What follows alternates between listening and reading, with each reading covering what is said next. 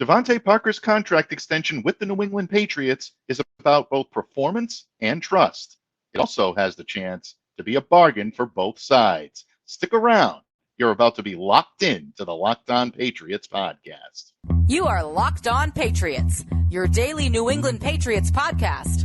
Part of the Locked On Podcast Network, your team every day.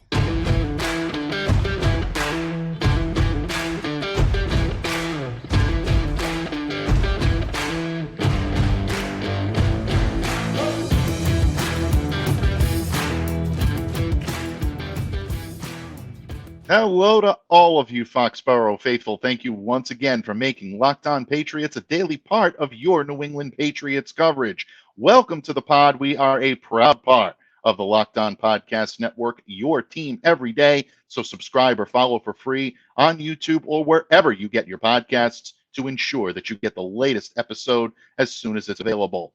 I am your host, Mike Debate, and I cover your New England Patriots for Patriots Country of Sports Illustrated. So reach out to me and let me know what's on your mind on Twitter at MDABATENFL. And while you're out there showing some love to the Twitterverse, please be sure to follow the Locked On Patriots account as well at LO_Patriots.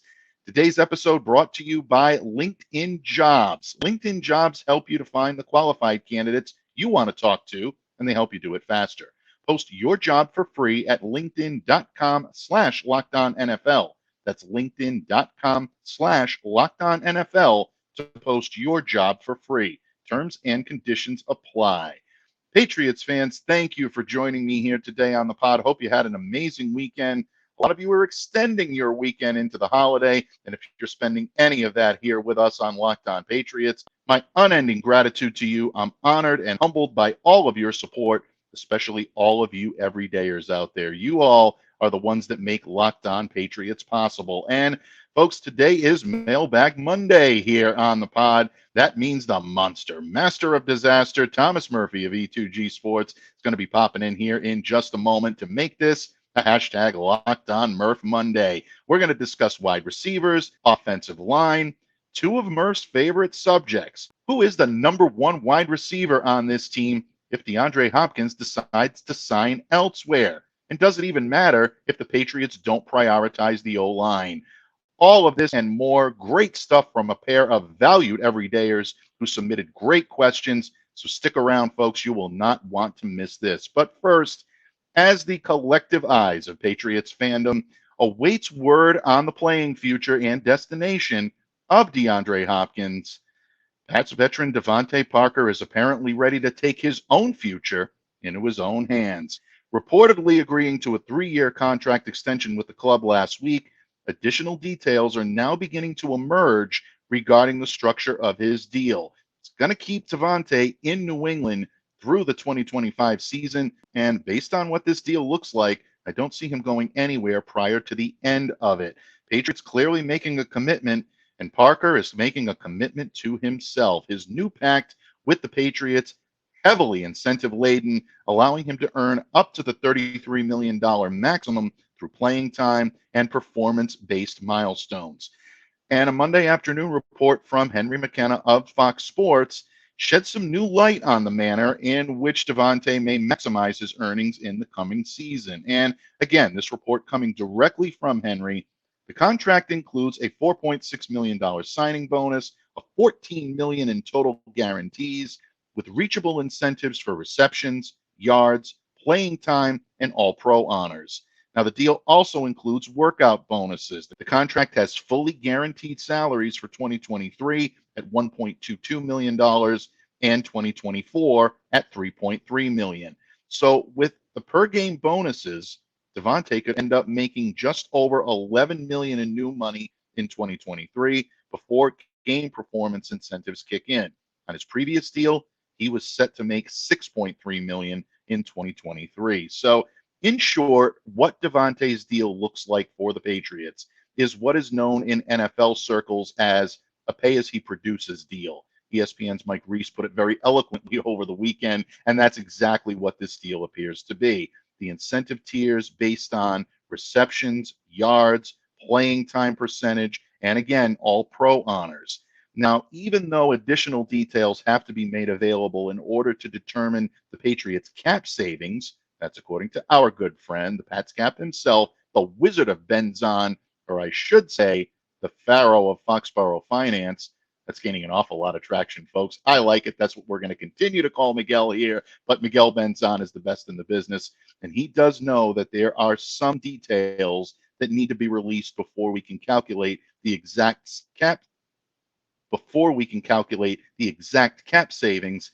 It's not expected to be as much as people think. So what this deal indicates to me is that the New England Patriots are serious about wanting to keep DeVante Parker here, and DeVante is very serious about wanting to stay here. They're putting an awful lot of faith in him. He's putting an awful lot of faith in himself. And a lot of people may question this because, after all, he's coming off of a season in which he statistically underwhelmed. 31 catches, 539 yards, 3 touchdowns. Concussion kept him out of 4 games last year that he suffered in Week 13, and he only played 13 games in 2022. But what we're seeing from DeVante Parker, at least in the limited sample size from the practices that the media was able to observe, he's emerging as the top receiver in this group, not just by performance, but also by leadership, taking an active role in letting his teammates know where they need to be and also helping to set an example by the effort that he's putting out there. This is a big move for DeVante Parker. It shows a dial in, it shows a commitment to New England, and therefore New England's going to show a commitment to him. That's how Bill Belichick operates. If you go all in on us, we'll go all in on you. If we believe in you and we believe in the prowess and the ability that you bring to the table. I think that's what you're going to see here with the New England Patriots and DeVante Parker. He may be in line for a significant increase in targets as a result of this as well. You know he's going to want to hit those incentives. And the synergy he already has with Mac Jones, it's going to make that a little bit easier, folks. He can go ahead and work and coexist with fellow receivers like Kendrick Bourne, Tyquan Thornton, Juju Smith-Schuster. You're going to see Mike Gesicki align in the slot a lot. I think that's going to be a factor here as well. If the Patriots add DeAndre Hopkins, that's going to give the Patriots 2 wide receivers, sizable wide receivers, that can align on the line of scrimmage and can both play the X role. Last week here on the pod, I believed that DeVante was a little bit more suited for the Z role rather than the X. I'm softening my stance on that a little bit. The more film that I look at it, I think they can be interchangeable, but I think these guys can coexist on the field. And if that's going to be the case, the Patriots are in good shape offensively, definitely giving Mac Jones a sufficient amount of weapons with which to work this season. So the deal is low risk for New England, no question about it, but it is truly a high reward for both sides. Whether the team still adds DeAndre Hopkins or another wide receiver out there on the market, still a matter of conjecture. That still could happen. But one thing that I think is abundantly clear here is that the Patriots have solidified Parker's future in Foxboro for the foreseeable future, and it's also coming at a reasonable cost. You can't ask for a more Patriot-like deal than the one that these two sides have come together on, and I think it's going to lead to big things on the field. So congratulations to DeVante Parker. Congrats to the Pats, and we'll see what it brings in the future, whether it's DeAndre Hopkins alongside it or whether the Patriots are riding with DeVante as their sole X receiver. Going to be fun times in New England coming up.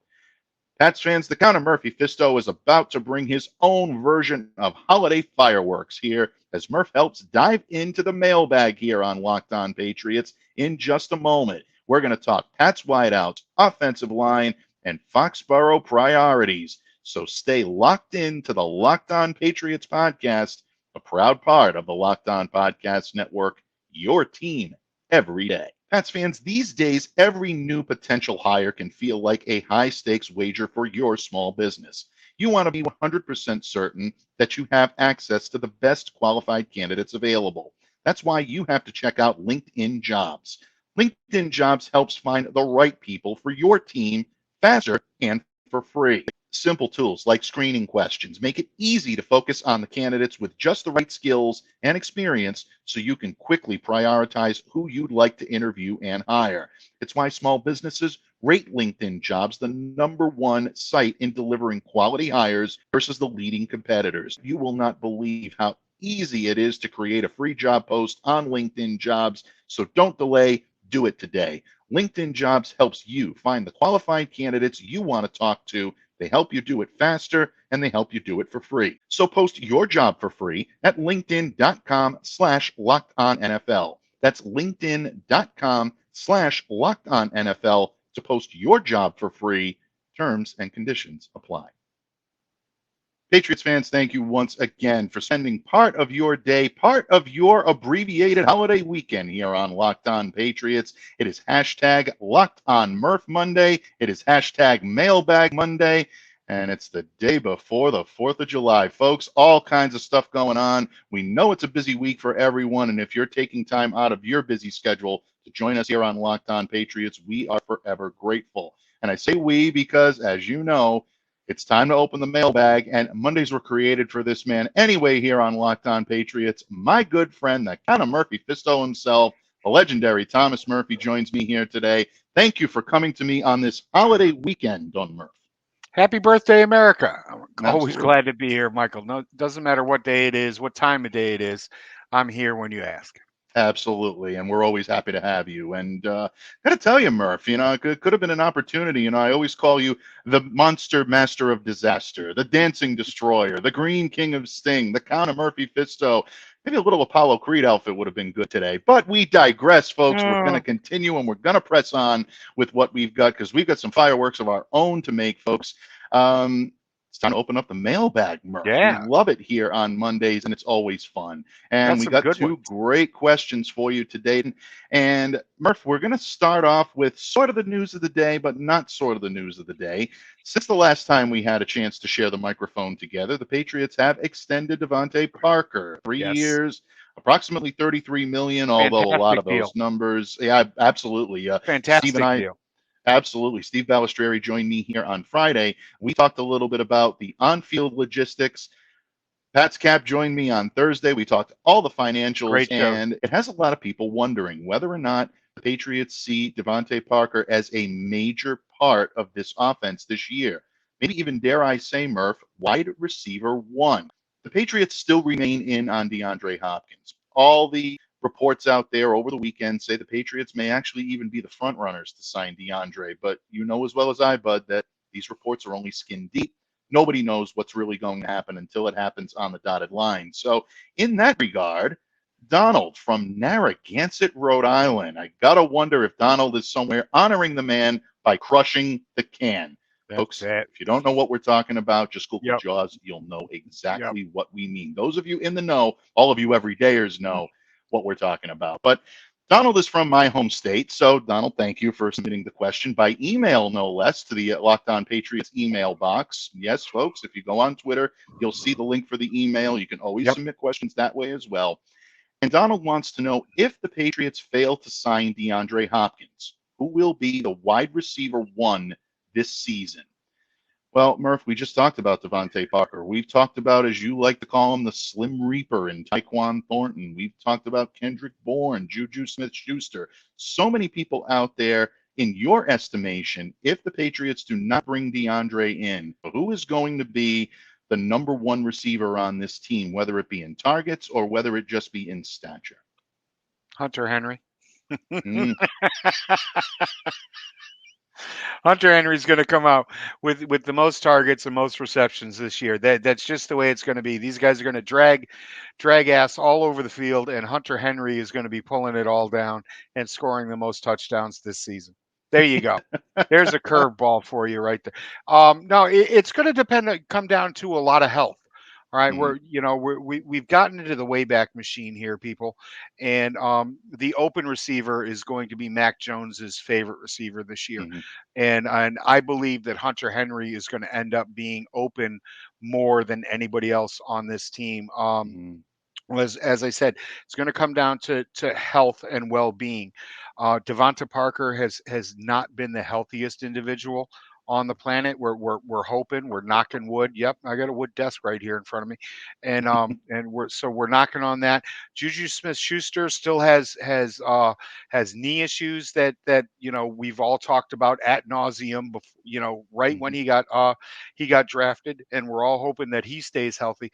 But I think Hunter Henry, again, knock on that wood, is going to be the healthiest guy in the room all year long. Everybody else has injury questions.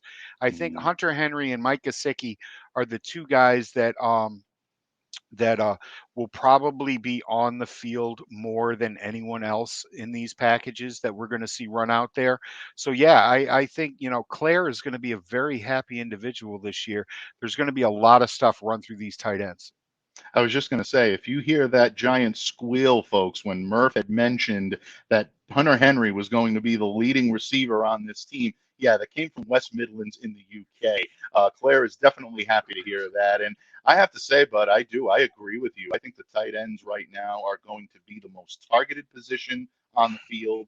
I think you're going to see a pretty good competition between Hunter Henry and Mike Right. Gesicki to see who emerges as Mac Jones' favorite target. I do agree with you. I think it's going to be more Hunter than it will be Gesicki, purely on the fact that these two have such a rapport with each other and there's a history there. And I think that shines through. But Gesicki is going to be someone that I think is going to see a lot of reps in the slot as well. He may be your ultimate receiver this year. He might be wide receiver one. That's a very good possibility.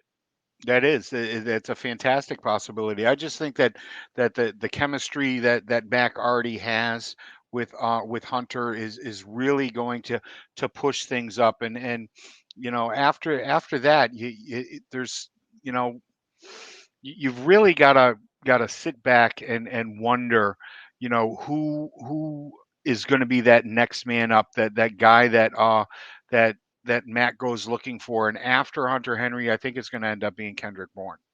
Yeah, I think in a lot of ways, Bourne is very poised to have a big season, maybe even a breakout season. I think I remember saying that on someone's airwaves last week, if I'm not mistaken. But one guy that I think is being maybe a little bit overlooked because we haven't seen him on the field yet, and I think he's poised for a big impact on this team, is Juju Smith-Schuster. Okay. I love the way this guy fits into the type of offense that Bill O'Brien loves to run, that Mac Jones was very adept at running when he was in Alabama. Yep. This kid is someone that can be led under the defense. He can find his way and his seam and his ability to get yards after the catch. I know you love your yak, Murph. I think this kid is the guy that's going to be able to do it. 141 yards above expectation last season. That was fifth highest in the league. We always talk about the negatives, Murph.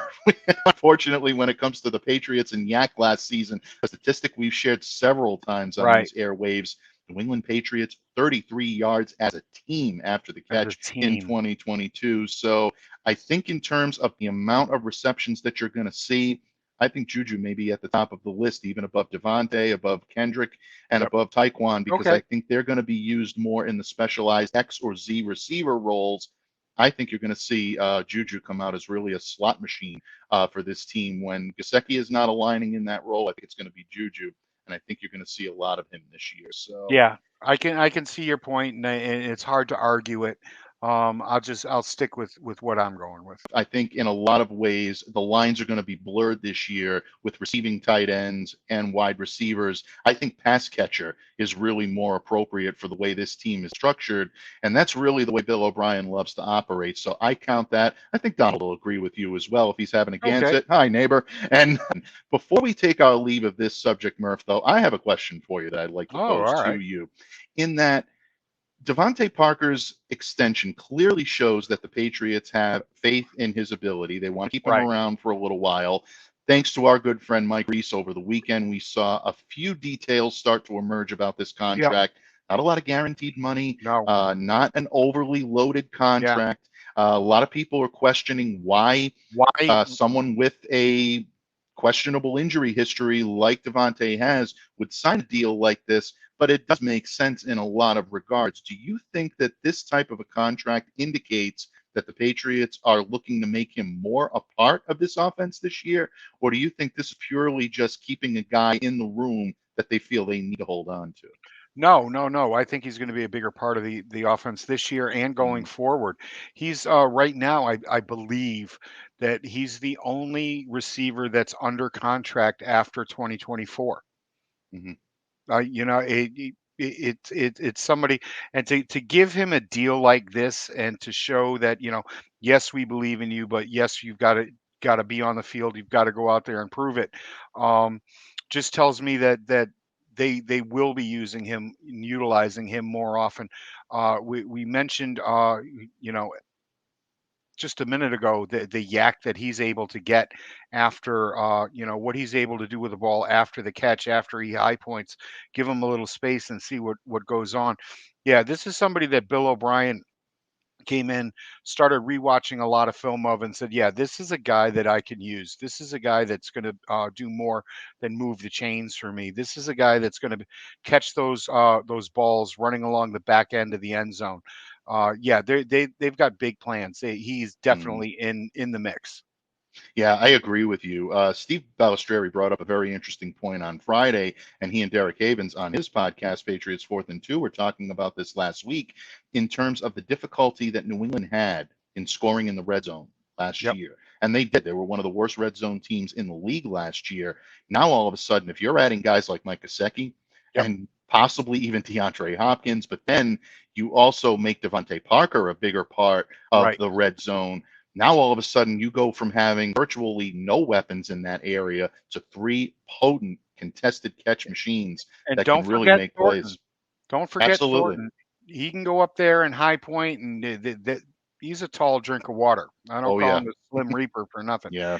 He's a tall drink of water. He can go up there. So that's four. Yeah. It's going to be much more diverse this year. This grouping has the potential to really confuse and confuddle any Mhm. defense that's coming at it. Yeah, without question. And it's going to be a lot of fun to watch these guys on the field and see what the Patriots can do under Bill O'Brien. Is that going to translate to an all world offense? Well, folks, I think virtue lies in the middle. I don't think it's going to be a blockbuster, but I also think it's going to be vastly improved from what we saw last year. And if those two meet in the middle, it could make for a very interesting team for other opposing defenses to defend this year. I think they're going to have a lot of options and a lot to keep an eye on with the New England Patriots. So, Donald, once again, we thank you for your question today. A happy 4th to you and yours. And we thank you, as always, all of you, for submitting some of the great questions that you submitted here to Locked On Patriots for the mailbag. But, Murph, we are not done yet because it wouldn't be 4th of July weekend unless we made some fireworks with our good friend LJ. He is back. He is in the house, and we are going to discuss one of his main questions about those big round men that you like to talk about all the time, Murph. A little more offensive line talk and what the priorities should be for the New England Patriots prior to the start of the season. I'm going to talk about all that and more when this episode of the Locked On Patriots podcast continues. Pats fans, thank you once again for making Locked On Patriots a daily part of your New England Patriots coverage. And thank you for spending time with us here on your 4th of July weekend. Special shout out to all of you everydayers out there. We appreciate you and thank you for sending in great questions for hashtag Mailbag Monday. Murph and I are going to dive back into that mailbag in just a moment, but quick programming note here on Locked On Patriots. We will be off tomorrow in observance of the 4th of July holiday, but we will be back here on Wednesday talking about potential MVPs for the New England Patriots. Offense, defense, special teams. Who might catch the sharp eye of Patriots fans out there? Going to be talking about that here on Wednesday, so keep it locked in to Locked On Patriots. But today, our good friend, the Count of Murphy Fisto himself, in the true spirit of holidays. We cannot spend a holiday away from family here on Locked On Patriots, Murph. And the following gentleman is definitely family of ours. He's not just a friend of yours, he's a friend of ours. Oh, And that buddy. is our man, LJ. It's LJ not a wants to cookout if know. LJ's not here. Let's go. It's true. He is available on Twitter at show_1. Toss him a follow, folks. You will not be disappointed. You'll always be entertained. I guarantee you. You might not agree with everything that he's got to say, but I can guarantee you it's going to be a lot of fun. And LJ is a terrific sport. Surprisingly, Murph, LJ does not want to know about wide receivers this week. He doesn't. He wants to know about a subject near and dear to your heart, and that is the Patriots offensive line. We've hinted at this a little bit now for the past couple of weeks in terms of what the Patriots might do. But LJ's specific question is, will the Patriots prioritize adding a piece to their offensive line prior to the start of the season? And Murph, we talked a little bit about Dalton Risner here last week, and Paul Yeah. Peters' great question. The cupboard is essentially slim pickings when it comes to what's available out there Yeah. on the line. Do you foresee the Pats still dipping into that well to bring a guy in here, or is the starting tackle opposite Trent Brown already on this roster? Yeah, the starting tackle opposite Trent Brown is already here.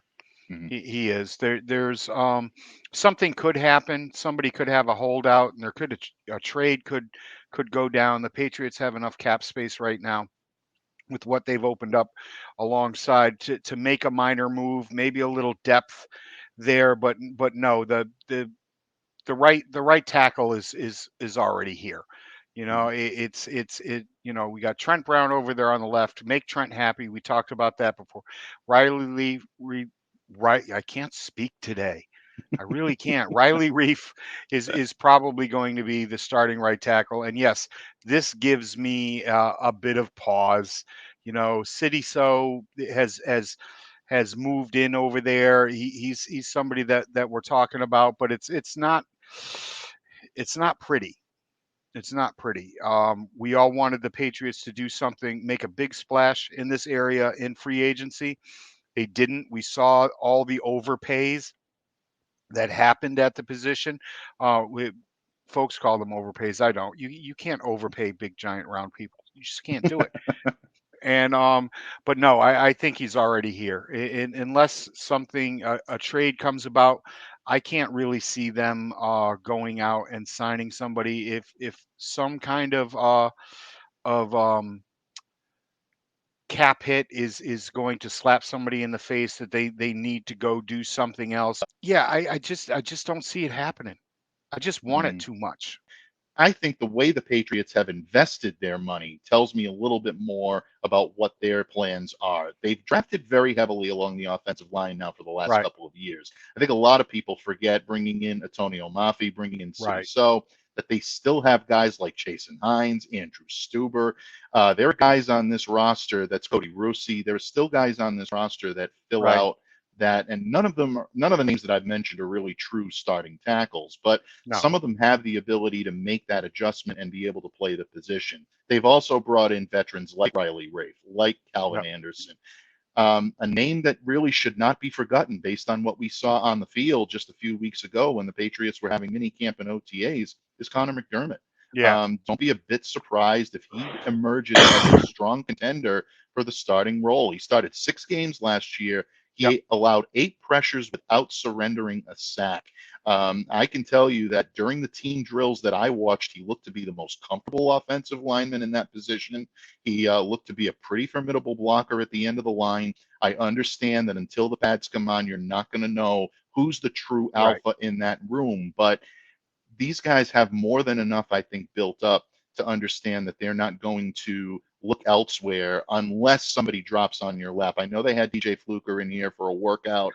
Yeah. That was, something that I think they just wanted to maybe kick the tires, see what he still had in the tank. But at the same time, if they really wanted him, I don't think they would have let him leave here without a No. contract. So Taylor Lewan is still out there. George yeah, Fant is still out there. hmm He's a right tackle. Eric Fisher, hmm Chris Hubbard, the ageless Chris Hubbard, who's now 314 years old, is out there. But other than that, it's really it's I don't want to say bottom of the barrel, but hmm these guys haven't gotten contracts that they've either felt comfortable with or haven't gotten contracts at all, and it's getting a little late in the game. Absolutely. And then you go into the guys, the guards, and we talked about Risner, a Yeah. couple of weeks ago here on the airwaves. And again, there's more talent when it comes to the guard position. I've always been a fan of Risner, and you have been as well. We Right. talked about that. But I don't see the Patriots going beyond position. I think they already No. have enough positional shifting that they have to do with the guys they have in-house right now. Right. I can't see them doing anything beyond that. If they're prioritizing the offensive line, Murph, I know we've asked this question before. Does this only solidify even more that Trent Brown is not going anywhere this season? Yeah, it really does. Mm, It really does. I wouldn't be surprised if they're behind the scenes right now trying to work out a new deal, a new extension, mm, get a little more money in his pocket while they have it, and just get him happy and on the field and engaged. I really think that's the only problem. Last year he did deal with some injuries, which seem ticky tack to the likes of a mm. lot of people out there. But believe me, when you're this large, those small injuries, they take a little bit longer to heal up, and you feel them a little bit more when you're carrying around 385 pounds. Yeah, absolutely, without any question. And, if you've got someone in here that is savvy, that knows the system, and again, Dante Scarnecchia has said this several times, when Trent Brown is locked in, Yep, he there's is one of nobody the better. best at his position, and he's going to continue to bring that level of protection that Mac Jones needs. I can't see the Patriots parting ways with him, just like I also can't see the Patriots prioritizing the offensive line to bring in a new body here Unfortunately, before the start of the season. LJ, I think it's a great question. You gave Murph and I an opportunity to talk offensive line, which we absolutely love. I think it's the position the Patriots needed the most improvement at, right? but I also think that the moves that they've made have allowed them to improve, folks. And don't count out the most important addition that this team has made to the offensive line, and that's Adrian Clem. I Right. think a competent coach in here to help Billy Yates get these guys on the same page, that we did not see that Just last respecting the year. voice in the room. Exactly. And getting these guys to play sound, disciplined, and unified football is the big question for it. You've mentioned this several times last year. Offensive linemen need familiarity and Yep. repetition, perhaps more than anyone else on the field, including defensive linemen. This is a line that Yeah. needs to absolutely play cohesive football in order for them to have any type of success. We didn't see that last year. No, we didn't. We didn't. The offensive linemen are always the group within the group. We're the guys that come in together in the morning, leave together in the afternoon, go out to dinner together, and hang out and drink together on the weekends. Because quite frankly, nobody else invites us to the party because they think we're going to steal their girlfriends. Um, and uh, and there wasn't a lot of that last year. It Mm. really wasn't. These guys definitely were not on the same page. They seemed like five different men out there all at the same time, and a center trying to hold them together. Absolutely. And no matter how strong that center is, and David Andrews is among the best in the league, and Yep. Michael Waynu, someone who we hope is going to continue to be a part of the Patriots' future. Right. Our good friend Please. Miguel Benzan, there wasn't a lot Yeah. of optimism brimming from I him, told but you. you never I mean, know, we folks. talked about this last Yeah. week, and a couple of people dragged us through Mm. the gravel for it. And these guys are going to go out and test the market. Yeah, They're they are. they're they're not just going to sign any deal that comes along. Everybody that we Mhm. talked about last week, um, and he's one of them. He's Yeah. definitely one of them. He's going to be quite coveted coming at the end of this season. A lot of GMs are going to be calling his agent day one. Yeah, without question. And offensive linemen are always at a Yep. premium come free agency. And whether you're a guard, whether you're a tackle, it really Just look doesn't at the matter draft. anymore. Look at the way Bill attacked the draft. Yeah, He's preparing. We get on Bill and off. Well, you had no game plan. What was going to happen at the end of the year, and he's not going to do that. That's yeah, that's not going to happen this year. He went out and he got a plethora of guards, a couple who could play tackle. We'll see what happens. It's not that easy to kick out. Otherwise, everybody would do it. absolutely, without any question. And I really look forward to seeing those battles in Mm, training camp, which is coming up at the end of the month, yeah. folks. Just a little over 20 days away, and the New England Patriots will be back on the field adjacent to Gillette Stadium. Arms Murph, will it's be our swinging. Yeah, and it is our favorite time of year. And once the pads come on, that's where the big boys play. And we'll Hmm. continue to bring you all of that coverage here on Locked On Patriots. But once again, LJ, thank you so much for being La Familia We're, here on Locked On Patriots and one of our most valued everydayers. yeah, without a doubt. Love LJ. Love everything he has to say. Love every question that he has, even if it boils my blood. And it often does, folks. And And it that's what does. we love Yeah. about it. Murph, what can I say? We take you into the 4th of July holiday, folks, hopefully with a little smile on your face and hopefully a little more well informed when it comes to your New England Patriots. I want to thank my good friend, the only man that definitely gets the perpetual invite to the barbecue. He doesn't need an invitation. He just comes in, Just throws show what he up. wants to eat on the grill, and that's it. All kidding aside, you are family, my friend, and thank you so much for joining me here today. Before I let you go, please let everyone know where they can find you, where they can absorb the great wisdom and counsel of Thomas Murphy throughout the week here today. Well, of course, you can follow me on the Bird app at TMurph207. It's right there. Please, if you got anything to say, come on down. I'm begging you. Come on down.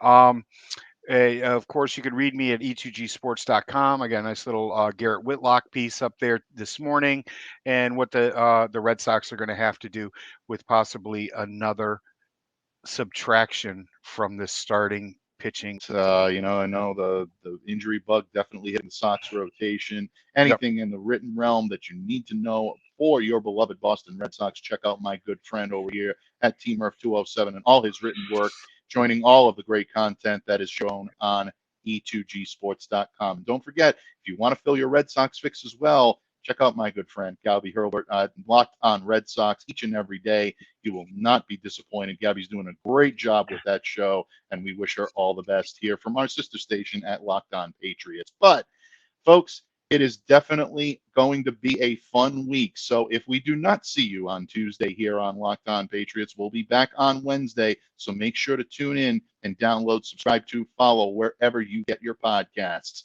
On behalf of my good friend, that Count of Murphy Fisto himself, the legendary Thomas Murphy of E2G Sports, I'm Mike Debate, reminding you to stay safe, stay well, have an extra safe and an extra healthy, happy 4th of July to all of you and your families out there.